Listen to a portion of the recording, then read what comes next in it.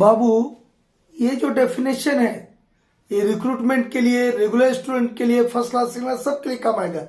एक MCL recruitment वाले group से जुड़ा हुआ एक बच्चा हमको एक ऑब्जेक्टिव भेजा और उसमें यह था कि कौन इनमें से एम्प्लॉयड नहीं है।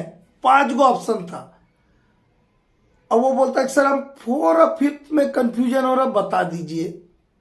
बोला ठीक, बोला पहले जाके इसका डेफिनेशन पढ़ लो बेटा, उसके बाद बताएंगे।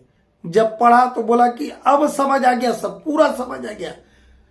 4th नंबर का जो है वो नहीं है।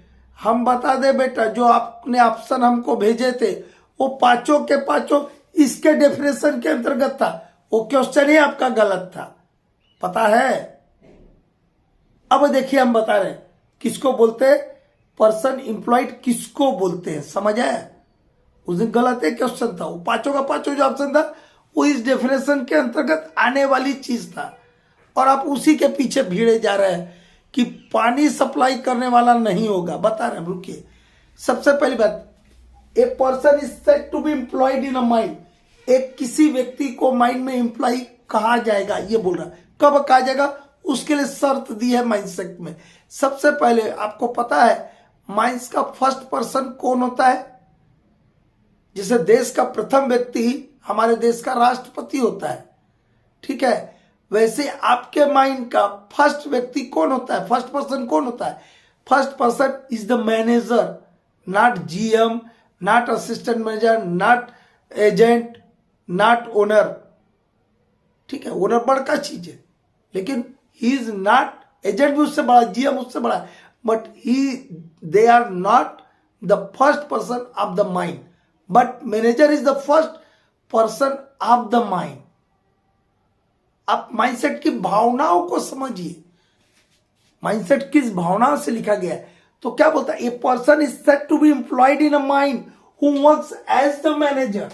क्या बोलता है, पहला बात बोलता है डेफिनेशन का, हु वर्क्स, चूंकि मैनेजर का काम करता है, who works as the manager, जो मैनेजर के रूप में काम कर रहा है उस आदमी को बोलेंगे हम।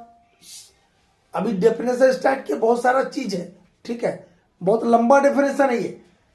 ए person said to be employed in a mind who works as the manager or, who works या जो who works under appointment, under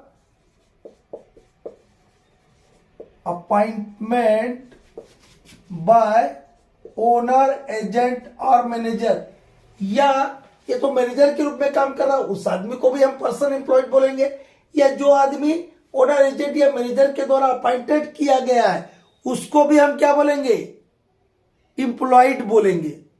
तो बाबू वो जो पंप खलासी था उसको मिलिट्री वाला भर्ती किया था क्या, उसको कौन भर्ती किया था, ओनर, एजेंट और मैनेजर उसको भर्ती किया था कि नहीं किया था। तो वो एम्प्लॉयड के डेफिनेशन में आएगा कि नहीं आएगा। अभी और बता रहे, ये तो स्टार्टिंग के बाद 7 गो पॉइंट दिए है, ठीक है। वो मैं नहीं बताऊंगा, आप ही को पूछूंगा मैं भी, और आप सब बोलते रहिएगा, मेरा वीडियो देखते रहिएगा, अपना बोलते रहिएगा। And who works under appointment by owner, agent और मैनेजर और एक तो मैनेजर ग्रुप में एक ही हो गया। तीसरा क्या बोलता है, or with the knowledge of manager. Or में थर्ड में क्या होता है, or with the knowledge, KNOWLEDG, with the knowledge of manager. या मैनेजर के नॉलेज में है कि मेरा कोई आदमी है जो कि काम कर रहा है, वो मैनेजर ग्रुप में काम नहीं कर रहा है, ओनर, एजेंट या मैनेजर द्वारा डायरेक्टली एम्प्लॉयड भी नहीं है, लेकिन वो मैनेजर के नॉलेज में है कि ये मेरा आदमी है, मेरा एम्प्लॉय है। कैसे बाबू, कहां से हो गई बात। आपका कॉन्ट्रैक्टर वर्कर होता है, उसको ओनर, एजेंट और मैनेजर एम्प्लॉय नहीं करता है, उसको अपॉइंट नहीं करता है, उसको कॉन्ट्रैक्टर एम्प्लॉय किया है, लेकिन परमिशन कौन देगा, उसका माइंड में काम करने का परमिशन कौन देगा, ऑथराइजेशन कौन देगा, मैनेजर देगा। इसलिए ये वर्ड लिखा, or with the knowledge of manager. जो वो आदमी को भी हम एम्प्लॉय बोलेंगे, कॉन्ट्रैक्टर के भी जो वर्कर्स है they are also the employee of your mind because they are works and with the knowledge of manager. Getting my points? Okay. फिर क्या बोलता है?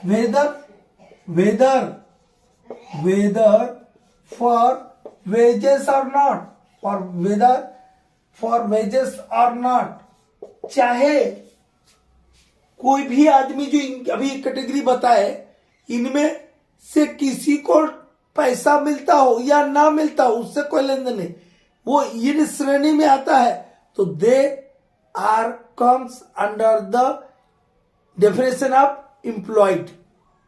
यदि वो है, चाहे उसको पैसा दिया जा रहा है या नहीं दिया जा रहा, वेजेस दिया जा रहा नहीं दिया जा रहा, लेकिन फिर भी वो एम्प्लॉय कहलाएगा. ठीक है. एंड इंक्लूड्स, और इसमें 7 तरीके के और भी व्यक्तियों को शामिल किया है. अब बताइए बाबू, आपका जो ऑफिस में आपका हाजिरी लेता है बाबू, आप लोग पीटी करने गए थे या आपको पर्सनल डिपार्टमेंट से कोई चिट्ठी इशू किया होगा कोई बाबू या कोई ऑफिसर, वो एम्प्लॉय के डेफिनेशन में आता है कि नहीं? ये पर्सनल सेक्टर में एम्प्लॉयड में आता है कि नहीं? मतलब कोई ऑफिस में काम करने वाला भी व्यक्ति एम्प्लॉयड कहलाएगा. आपके वर्कशॉप में मशीन के रिपेयरिंग मेंटेनेंस के लिए जो आदमी लगे हुए, वो एम्प्लॉय के डेफिनेशन में आएंगे कि नहीं आएंगे? आएंगे. सुपरविजन के कार्य में लगे हुए जो व्यक्ति है आपके असिस्टेंट मैनेजर्स, मैनेजिंग सरदार गवर्नमेंट, वो आएंगे कि नहीं आएंगे बाबू? आएंगे.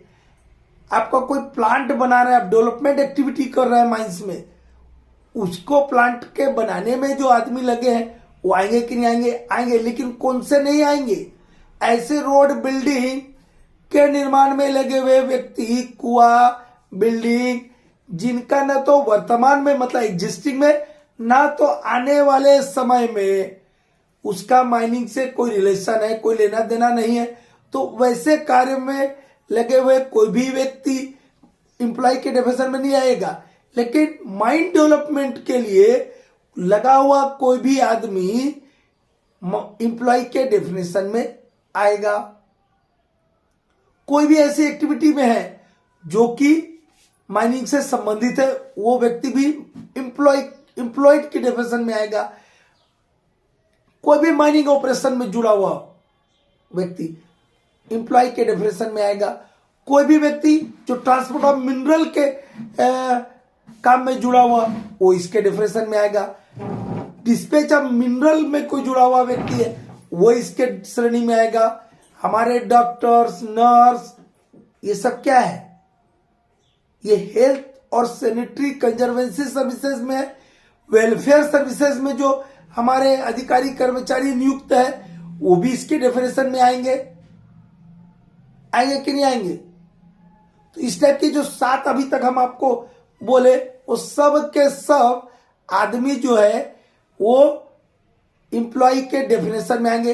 तो हम चाहते हैं कि छोटा छोटा हम लिख दे ताकि आप लोग को याद रहे. इतना तो हो गया आपको. इसके आगे का लिख दे रहे, इधर नीचे लिखेंगे तो आपको दिखेगा नहीं. हम यहाँ ऊपर से 1 2 3 4 करके लिख देते, मतलब ये समझे कि इसी के कंटिन्यूशन में हमने लिखा है. ठीक है. तो 1 मिनट रुक जाइए.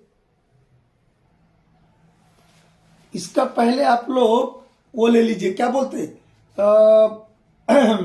स्क्रीनशॉट ले लीजिए. ठीक, स्क्रीनशॉट ले लीजिए, हम समझा देते हैं. अभी तक जो हम बोले हैं वो यही सब बोले, बाकी और कुछ नहीं बोले. ये जो यहाँ आप देख रहे हैं वही बोले. ठीक है. क्या बोले? पहली बात, अब जब भी पर्सन एम्प्लॉयड, ये person set to be employed का डेफिनेशन या उसके अंतर्गत कौन आते, उसके लिए पहले जो 3 बात ऊपर लिखा है, उसके अलावा ये व्यक्ति शामिल है, ये होंगे या उनमें से वो 3 में से कौन सा बात उसके ऊपर लागू होता है, ये दिमाग में रखना. पहले क्या बोला कि who works as the manager, or who works under appointment by owner agent or manager, or who works with the knowledge of manager, or who works with the knowledge of manager. ये जो manager के knowledge से काम करता है. Whether for wages or not, ये उसका बहुत बड़ा मायने नहीं है. Whether for wages or not, वो चाहे उसको मजदूरी मिलता हो या नहीं मिलता हो, उससे कोई लेन देना नहीं. ठीक है. ये 3 में से कोई चीज है, या फिर ये इतने आदमियों जो ये काम में लगे हुए आदमी इंगेज. देखिए also include the following person engaged in, ये नीचे लिखे हुए जितने आदमी जो इंगेजमेंट में कोई काम में लगे हुए, उन सबको हम एम्प्लॉय बोलेंगे, ठीक है, उनको हम एम्प्लॉय बोलेंगे। कौन कौन को बोलेंगे? इन एनी माइनिंग ऑपरेशंस, कोई भी माइनिंग ऑपरेशंस में लगा हुआ ऑपरेटर है, केबलमैन है, हेल्पर है, माइनिंग ऑपरेशन में हुआ, उसके सुपरविजन में लगे हुए आदमी, हमारे mining sardar, overman, assistant manager, foreman, electrical supervisor, ये क्या है? कोई ना कोई माइनिंग ऑपरेशन में ना काम कर रहे हो। इन एनी माइनिंग ऑपरेशंस, इंक्लूडिंग में बोल दिया उसमें, इंक्लूडिंग ट्रांसपोर्ट ऑफ मिनरल, साथ में बोला माइनिंग ऑपरेशन तो में तो लगे हुए हैं, इंक्लूडिंग ट्रांसपोर्ट ऑफ मिनरल, जो मिनरल को ढोने के लिए जो भी हमारे आदमी उसमें लगे हुए हैं, चाहे वो ड्राइवर होगा, हेल्पर होगा, या कोई सुपरवाइजर उसको सुपरवाइज कर रहा होगा, कोई ऑफिसर अपॉइंट किया होगा ट्रांसपोर्ट ऑफ मिनरल के लिए, तो वो सारे आदमी in any mining operation including transport of minerals, ठीक। Any operation related to development of mine, mine के डेवलपमेंट से संबंधित कोई ऑपरेशन होगा, उसमें भी लगा हुआ है engaged person is set to be employed. लेकिन हम इसमें एक्सक्लूडिंग भी बताएं कि कोई बिल्डिंग, रोड बन रहा है, कुआं बना रहे हैं, और उसका माइनिंग ऑपरेशन से कोई ताल्लुकात नहीं है, कोई लेना देना नहीं है, दैट ऑपरेशन और the person engaged in that operation or not comes under the definition of person is set to be employed, okay, वो नहीं आएंगे। यदि माइनिंग ऑपरेशन से संबंधित, माइनिंग से संबंधित कोई डेवलपमेंट एक्टिविटी में कोई पर्सन इंगेज्ड है, then that persons or comes under the definition of persons employed, okay. बताया था, और क्या बताया? Any operation connected to dispatch, material dispatch हम कर रहे हैं तो उसमें जुड़े हुए जितने भी आदमी होंगे वो आएंगे। Mine in any office of the mine, mine में काम, ऑफिस का काम करने वाले कोई भी आदमी, चपरासी होगा, बाबू होगा, सब अकाउंटेंट होगा, सब मिला के जो भी ऑफिस में काम कर, इन any office of the mine, किसमें? माइन के ऑफिस में, यानी कि कलेक्ट्रेट के ऑफिस में काम करने वाला वो person is said to be employed in a mine कहलाएगा, कहलाएगा क्या? नहीं। In any office of the mine, देखिए लिखा ऑफ द माइन, ठीक।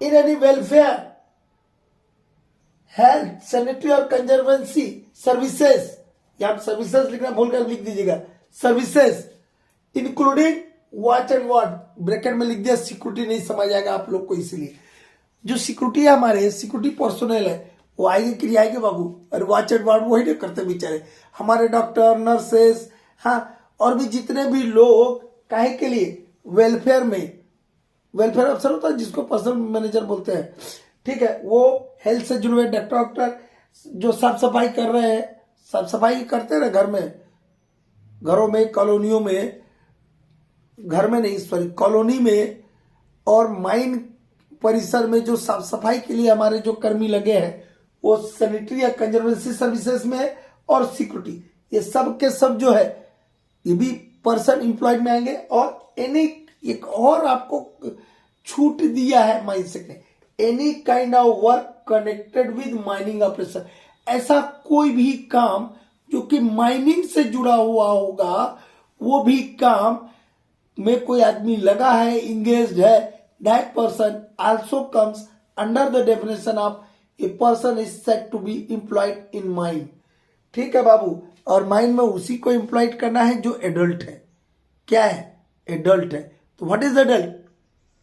Adult means a person who has completed his 18th years, ऐसा व्यक्ति को हम एडल्ट बोलेंगे जिसने अपने जीवन काल का 18 वर्ष पूरा कर लिया है।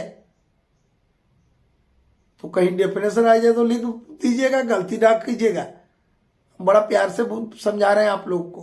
क्या बोला? Adult means a person who has completed his 18th years, ऐसा आदमी जिसने अपने जीवन काल का 18 वर्ष पूर्ण कर लिया हो, उसको बोलते हैं एडल्ट, ठीक है।